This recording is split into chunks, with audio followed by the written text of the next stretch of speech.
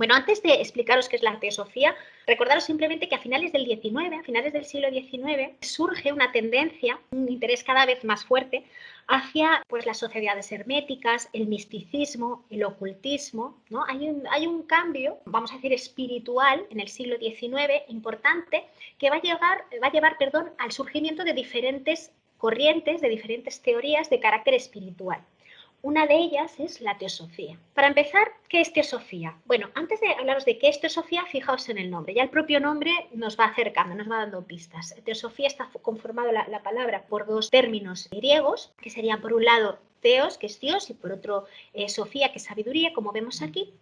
Y antes de explicaros de qué trata exactamente, quiero presentaros a la persona que fundó esta corriente, que creó esta teoría de la teosofía, que es esta mujer. Elena Petrovna, ¿vale? Elena Petrovna ya desde los años 60 aproximadamente del siglo XIX empieza a construir esta teoría, a difundir esta teoría que va a tener muchísimo éxito tanto en Europa como en Estados Unidos, ¿vale? Ya os digo, esto empieza a trabajar con ello a finales de los 50, los 60, vamos a poner los 60 del siglo XIX, pero cuando se va a concentrar toda su teoría en una publicación concreta que va a tener muchísimo éxito es en 1889, cuando, como os digo, genera una recopilación de todas las ideas de la teosofía en este libro que se llama La clave de la teosofía. Según esta chica, según Elena Petrovna, teosofía en realidad es una etiqueta de tantas que se le pueden dar y que se le han dado a lo largo de la historia de la humanidad a algo concreto, bueno, más que concreto, algo muy abstracto, que es una sabiduría universal, una sabiduría eterna, una sabiduría completa, que no es otra cosa que el conocimiento de la realidad absoluta al que aspiramos toda la humanidad, ¿no? Ella defiende, los teosofistas defienden, que hay una realidad absoluta que está más allá de nuestro conocimiento humano, que nos sobrevuela, ¿no?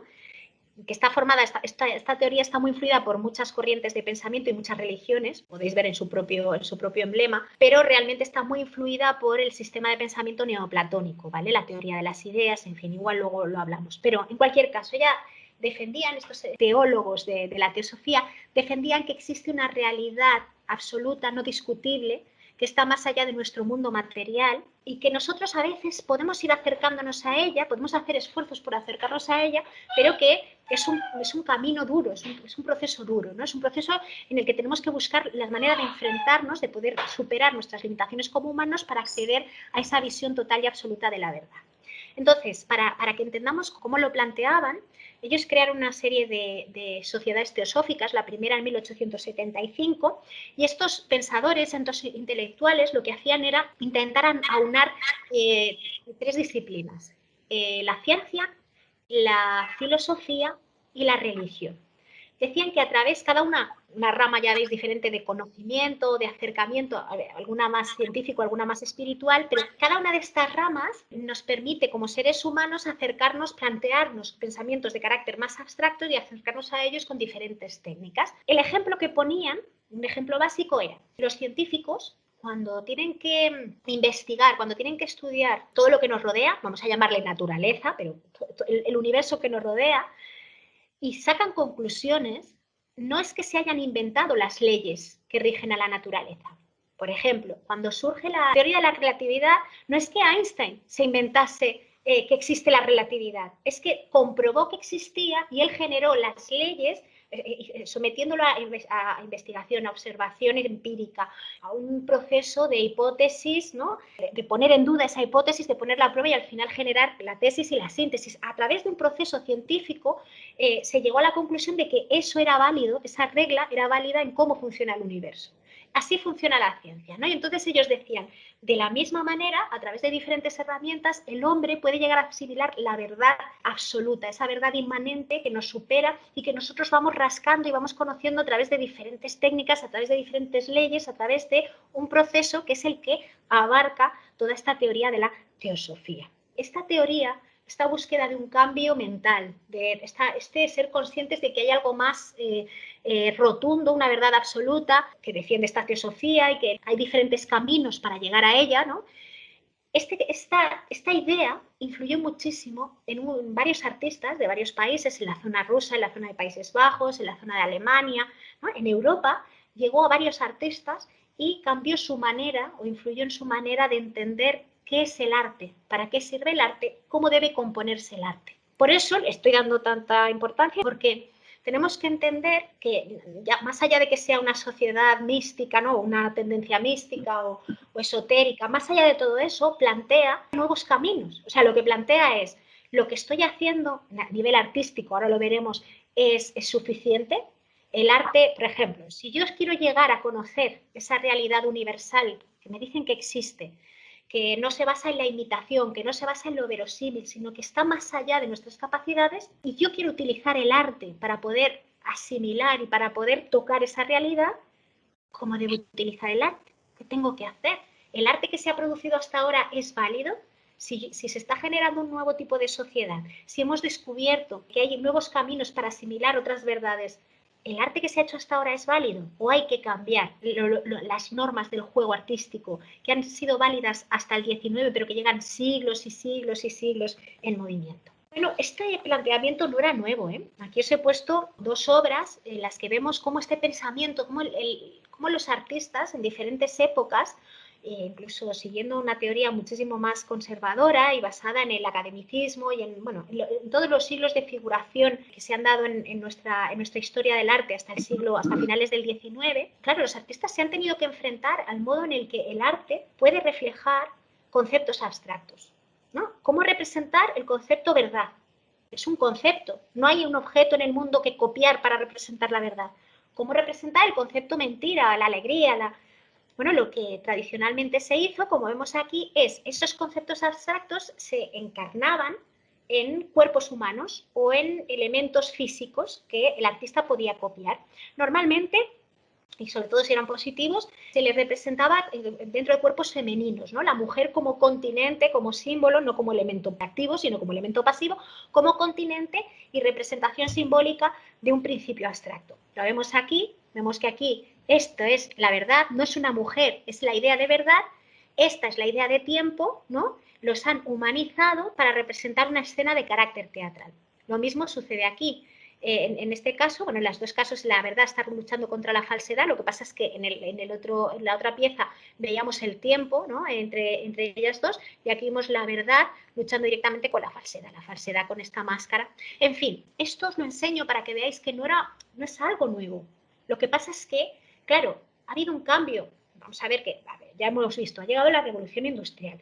Hay mogollón de cambios a nivel científico que nos están enseñando que el mundo, a finales del 19, principios del 20, que el mundo ya se concibe desde otras normas científicas universales. Importantísimo. Voy a dar un salto aquí. Quiero que penséis que en muy poco tiempo veremos cómo esta sociedad de cambios que está planteando cada vez un progreso mayor, tecnológico, social, político, en fin, todo este impulso de cambio que supone la segunda mitad del 19 y principios del 20, va a desembocar en un conflicto tan gordo como es la Primera Guerra Mundial, que luego tendrá eco en la Segunda Guerra Mundial. Y esto supone también un cambio a nivel conceptual y a nivel emocional en la población europea, porque se dan cuenta de que hasta entonces habíamos pecado de ser orgullosos y de no ser nada humildes. Nos considerábamos, los europeos, bueno, los occidentales, nos considerábamos como el cenit de la evolución. Todos los progresos que se iban sucediendo unos tras otros cada vez a un ritmo mayor,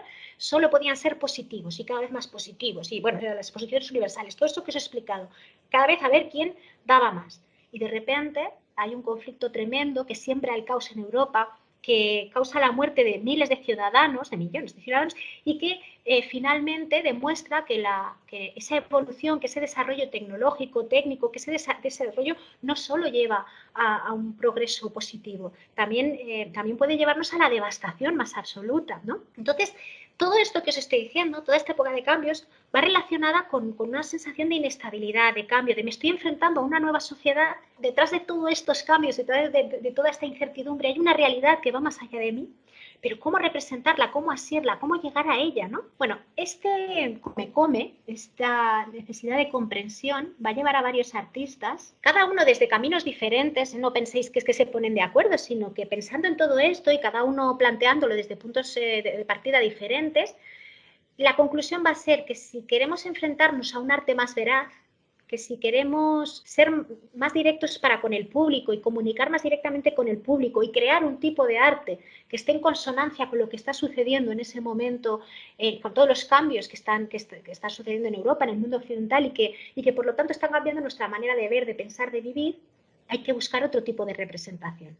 La representación figurativa, la representación que dependía del objeto, dependía de algo concreto y de la copia de ese objeto, se había quedado totalmente anacrónica. Había que buscar una representación universal, no limitada por las ideas concretas. Y por eso, poquito a poco, sintetizando la imagen, extrayéndole los elementos más concretos, volviéndola más universal, se llega a través de varios caminos a la abstracción, al arte abstracto, no figurativo, no objetivo. Ya os digo que hay varios artistas que van a llegar desde diferentes puntos a una conclusión similar.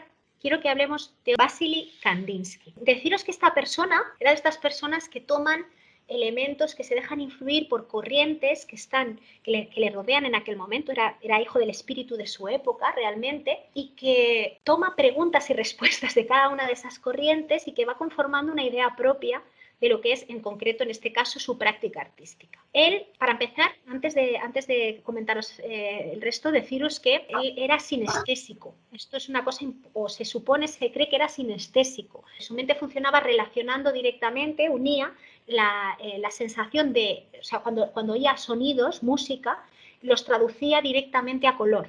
Eso dicen, ¿eh? Esto es importante a la hora de entender la pintura. Pero aparte de eso, esto lo digo ahora para que no se me olvide luego, él fue uno de los seguidores de la teosofía más destacados dentro de la historia del arte del siglo XX en Europa. Se interesó muchísimo por esta corriente y eso le va a hacer... Era un tío muy espiritual en el arte y pensaba que el arte tenía, digamos, un trasfondo espiritual, intentaba transmitírselo al público y entonces eso fue una investigación que llevó a cabo durante muchísimo tiempo, pero luego hubo otras corrientes que le influyeron. Por ejemplo, a través de Arnold Schoenberg, él llegó a la música contemporánea. Arnold Schoenberg fue uno de los compositores más importantes de la música contemporánea porque fue uno de los primeros compositores de música atonal y fue el inventor del dodecafonismo. El dodecafonismo es una corriente musical que defiende la composición a través de grupos de 12 notas. También otro de las personas que influyó muchísimo en Kandinsky fue Worringer, este señor. Worringer trabajó muchas cosas, pero bueno, es un teórico del arte que va a tener muchísimo peso en cómo entendemos nosotros el arte en el siglo XX. Bueno, ya en el XXI, pero cómo se entendió el arte en el siglo XX. Porque él defendió lo que se conoció como teoría de la empatía, ¿vale? Teoría de la empatía o de la proyección sentimental. Este señor decía que más allá del arte basado en la copia del objeto, ¿no? Más allá de si yo estoy representando un vaso o un boli, hay una serie de elementos en las obras artísticas, las obras pictóricas, pero bueno, en el arte en general, que pueden conectar directamente con el espectador. O sea, más allá de lo representado, y que está basado en el uso del color, en el uso de la línea, o sea, que las cuestiones plásticas, las cuestiones, digamos, más propias de la pintura y de la composición artística, tienen la capacidad de conectar con el espectador y transmitirle emociones, transmitirle ideas y que como esto es algo que es un contacto individual, bueno, pues es una lectura múltiple, porque a cada uno una obra le habla de una manera diferente, de ahí la teoría de la empatía, ¿no? de la proyección sentimental de uno mismo hacia la obra y de la obra hacia uno mismo. Fijaos, aquí he tomado una cita de este teórico que me parece interesante y dice, fijaos, dice, el impulso de satisfacción se culmina en la belleza del orgánico, mientras que el impulso abstraccionista encuentra su dicha en la belleza inorgánica, en lo que se rige por leyes y necesidades abstractas. O sea, dicho de algún modo, sería la idea de nosotros en estos conceptos abstractos, estas leyes abstractas de las que os hablaba antes, ¿no? Y que siempre nos plantea la duda de cómo plantearlas, cómo llevarlas a lo matérico que sería el arte, ¿no? Cómo generar un objeto con ellas o una representación con ellas. Estas ideas abstractas están dentro del mundo inorgánico, claro. Son totalmente fluidas, son conceptos, ¿no? Entonces, esta abstracción que forma parte de nuestra manera de entender la vida, que forma parte de nuestra manera de configurar nuestro pensamiento, se puede ver, vamos a decir, impulsada y se puede ver satisfecha a través, como decía aquí, dice, el impulso de satisfacción se culmina en la belleza de lo orgánico, o sea, cuando nosotros ya lo plasmamos. Pero ese plasmar esas ideas, como os digo, de carácter abstracto, esas necesidades de carácter abstracto, ese proceso es lo complejo y cada artista lo vive de una manera. Kandinsky, en esa época, influido por las ideas de Worringer, de Schoenberg, de la teosofía, de la matemática pitagórica, influido por muchísimas cosas, él se empieza a plantear cómo crear arte objetivo, cómo crear arte que no esté subyugado por la necesidad de la copia. O sea, lo típico, ¿no? Que vas a ver un museo y ves un bodegón que está muy bien hecho. ¡Ay, esta manzana parece de verdad! ¿Es necesario que lo que aparece en un cuadro tenga que imitar la apariencia de un objeto real? Pues igual lo bonito de esa manzana es el color rojo, igual lo que a mí me transmite vida y lo que a mí me hace querer tocarla es el color y no la forma, por ejemplo, o el cómo está compuesta. Acordaos cuando estábamos hablando de la clase del Prado, que os decía, mirad los colores sirven para componer, ¿qué os llama la atención? ¿Dónde hay un punto de color? Eso es la interrelación entre las cuestiones plásticas de la obra y nuestra manera de mirarla, nuestro modo de acercarnos a ella, ¿no? Y esto es algo que lo que estuvo pensando Kandinsky, ¿no? Lo que le estuvo dando vueltas Kandinsky. Ese proceso le llevó a ir desmaterializando la imagen, a ir abandonando esa necesidad de referencia, de la copia, y le llevó a crear, aquí vemos su primera acuarela abstracta, ¿no? Y vemos que en ella hay una serie de elementos importantísimos que son el color, que es la línea, cómo se interrelacionan los diferentes elementos, pero en realidad aquí no tenemos ninguna imagen de referencia. Podemos jugar a imaginar qué es cada cosa, pero realmente no hay nada. O sea, pueden haber mil cosas, pero realmente aquí el artista no ha querido imitar, no ha querido decirnos esto es una botella, esto es un pájaro, esto es un gato. No hay esa necesidad. Aquí el artista nos está hablando desde el color, nos está hablando desde la línea, más allá de los objetos que nos rodean en la vida material, ¿vale? Aquí vemos que la pintura ha tomado otro camino. Ahora os voy a preguntar cositas, pero deciros que Kandinsky, en este proceso de búsqueda y de creación, no solo lo hizo a través de sus obras, también él era un gran escritor, la verdad es que tiene textos muy bonitos y, bueno, pues fue un gran configurador de la teoría del arte moderno. En realidad fue uno de los teóricos, yo creo que han tenido más influencia o que se han convertido en teóricos más icónicos de la primera mitad del siglo XX como artista teórico, ¿no? Aquí os pongo una de sus obras cumbre, pero no es la única, hay varias que son importantísimas, pero bueno, de lo espiritual en el arte, que ya vemos un poco por dónde va la cosa, ¿no? También por el propio título. Y por resumiros un poco, deciros que él en estas obras habla precisamente de esa capacidad de comunicación que tiene la obra artística. Nos puede transmitir sensaciones, emociones, como os digo, que no hace falta que esté imitando nada, que esté representando nada concreto, sino que el propio uso de la línea, del plano, del color y de la forma nos puede permitir contactar, conectar con la obra y generar, a través de esa teoría de la empatía que hemos visto de Worringer, generar conexiones con ella y sentir cosas, ¿no? Entonces él empezó a analizar. Yo ahora os voy a explicar un poco, pero luego quiero que me digáis si estáis de acuerdo, si lo vivís de la misma manera. Os pondré una obra y me decís, ¿vale? Él defendía que había una escala a través de la cual podíamos situar tanto la línea como la forma como el color y que luego podíamos generar combinaciones entre ellas y nos permitía ver si esos colores o esas líneas, qué sensaciones nos transmitían. Vamos a empezar por los colores. Él decía, los colores primos tradicionales, que son estos, el amarillo, el rojo y el azul, los colores primos nos transmiten unas sensaciones a los espectadores, ¿no? Cuando estamos mirando, estamos ante una obra, cada color nos aporta una emoción diferente, una sensación. Él decía que el color amarillo era el color más agudo, más cálido, más intenso. Era casi como una especie de rayo que penetraba en el cuadro y que llamaba nuestra atención de manera muy directa, ¿no? Que era muy dinámico. Luego, en esta escala entre el calor y el frío, entre el dinamismo y la tranquilidad, vamos a decir, situaba el rojo. El rojo es un color intenso, el rojo es un color cálido, pero si os fijáis, es un color que asienta muchísimo más nuestra visión. El amarillo es como más punzante. Él decía que el rojo daba ímpetu a la obra, pero era más moderado, digamos, estaba atemperado, vamos a decir.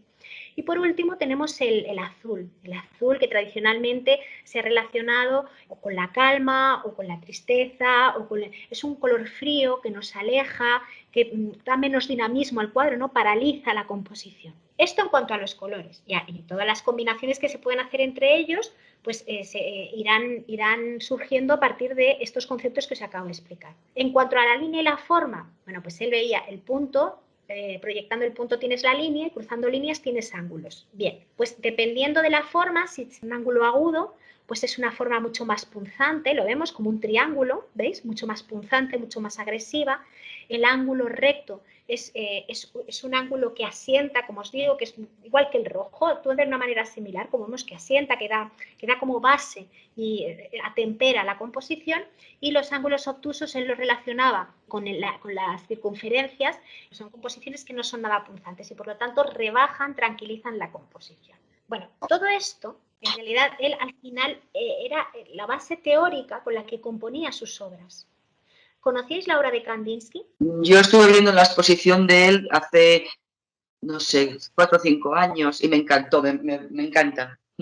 Es un poeta de la imagen, pero y además es lírico. A mí el tipo de abstracción a la que llega, aunque estas obras tienen muchos ángulos, la que estamos viendo ahora, pero si os pongo la otra es mucho más orgánico, ¿no? Es muy lírico en su abstracción. Pero bueno, no sé si, no recuerdo si en la exposición hacían mucho hincapié sobre esto, sobre la teoría del color, me imagino que sí, porque es básico, pero creo que es importante recordarlo, porque a veces cuando nos enfrentamos a una obra de Kandinsky, tenemos la sensación de que ha puesto las cosas así. O sea, yo he tenido conversaciones, ¿no? De, oye, ¿por qué esto aquí? Bueno, todo esto es una composición que está muy pensada.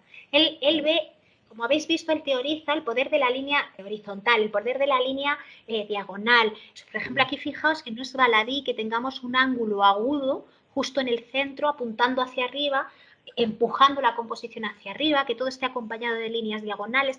Todas estas obras están muy bien compuestas, pero para eso ha tenido que haber un pensamiento, un planteamiento teórico detrás. ¿Queréis comentar algo? No sé si os gusta, si no os gusta, si estáis de acuerdo con los colores, lo que os he dicho. Mira, yo no sé de cuándo es la representación, por ejemplo, de la Trinidad, el triángulo, el rayo de luz amarillo y el ojo. Pero claro, me parece de las mayores abstracciones, incluyendo con el color. Claro, pero si es que al final son elementos básicos. Hay la geometría, los elementos geométricos en realidad son abstracciones que nosotros de algún modo traducimos, ¿no? A través de la gráfica. Pero son abstracciones perfectas, o sea, se pueden traducir perfectamente a fórmulas, ya lo sabéis, matemáticas. Y defendían que esos son conceptos abstractos que pasas a la gráfica, pero que son universales, que funcionan, que están ahí, que los hemos utilizado a lo largo de toda la historia del arte. Otra cosa es que alguien llega y dice, ojo, el rojo actúa de esta manera por esto. El amarillo, claro, pensad que justo a mediados, creo que fue a mediados del 19, ya se había desarrollado la teoría del color. Ya se había visto que había colores primarios, que había colores secundarios, cómo funcionaban, por eso surge el puntillismo. Entonces, vamos analizando ya de manera concreta y de manera teórica todos los principios pictóricos que habíamos utilizado a lo largo de siglos y siglos. Ya los podemos utilizar de otra manera, ya entendemos por qué los utilizamos así. ¿Queréis comentar algo más sobre Kandinsky? No, tiene que ver con el movimiento del jinete azul, me parece, ¿no? Totalmente, es uno de los creadores y de hecho el movimiento del jinete azul está muy, muy, muy relacionado con esta parte espiritual del arte, ¿no? Con esta parte teosófica y con esta apertura también del arte hacia otras temáticas, hacia otras maneras representativas, ¿no? Es un momento muy interesante porque podríamos analizar diferentes movimientos artísticos que en lugares apartados o relativamente apartados, sobre todo en Europa, pero no solo, van indagando, van investigando sobre conceptos similares, como os decía, cada uno de una manera diferente y llegan a puntos de vista muy comunes, pero es que es lógico, es que somos hijos de nuestra época. Entonces, están surgiendo unas inquietudes, unas preguntas, que eso se va a reflejar en el arte, claro. Entonces, sí, el jinete azul, él es uno de los creadores y es, bueno, sí, en otra clase ya podríamos hablar porque es muy interesante.